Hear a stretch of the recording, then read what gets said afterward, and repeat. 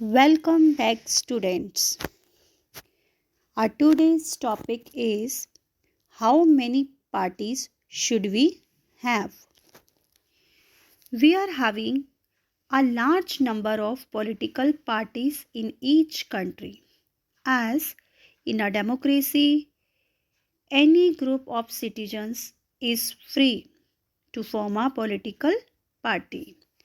More than 750 parties are registered with the Election Commission of India.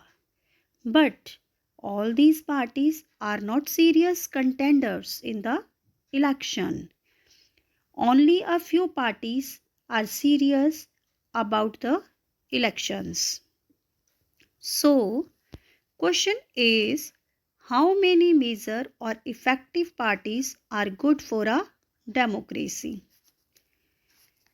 In some countries, only one party is allowed to control and run the government. These are called one party system. For example, in China, only the Communist Party is allowed to rule. But we cannot consider one party system as a good option because this is not a democratic option.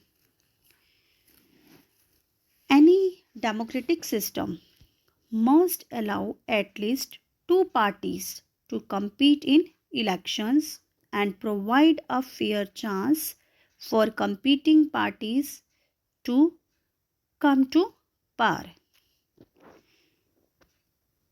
In some countries, power usually changes between two main parties. No doubt, other parties may exist, contest elections, and win a few seats in the national legislature. But only the two main parties have a serious chance of winning majority of seats to form the government. Such party system is called two-party system. For example, the United States of America and United Kingdom. When several parties compete for power and more than two parties have a reasonable chance of coming to power either on their own or in alliance with each other, is called multi-party system. Example, India. In this system, the government is formed by various parties coming together in a coalition. And when several parties in a multi-party system join hands for the purpose of contesting elections and winning power is called an alliance or a front. For example, in 2004 in India, there were three such major alliances in parliamentary elections, such as National Democratic Alliance, United Progressive Alliance, and Left Front Alliance.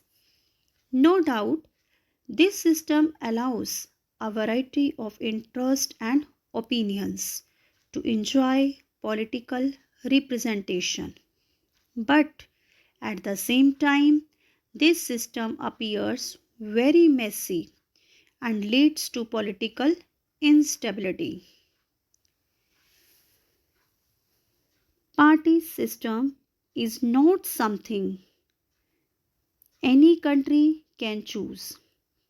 It evolves over a long time, depending on the nature of society, its social and regional division, politics, and its system of elections. For example, India has evolved a multi-party system because social and geographical diversity in such large country is not easily absorbed by two or even three parties. So, no system is ideal for all countries and all situations.